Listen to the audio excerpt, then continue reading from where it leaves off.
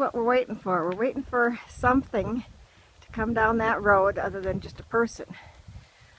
Maybe an ATV, maybe a scoop, but that's how it's gonna get us out. We're about a little more than halfway out, digging out from the garage to the road. But so this is what it's looking like. This is Sunday morning. Well, actually it's Sunday about noon, and it looks like this now. The snow is melting. It's probably the temperature's in the 40s. I didn't look recently, but it's melting down here.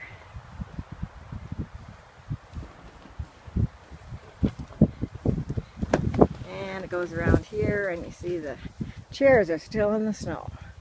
So I'll pick this up in front of the cabin.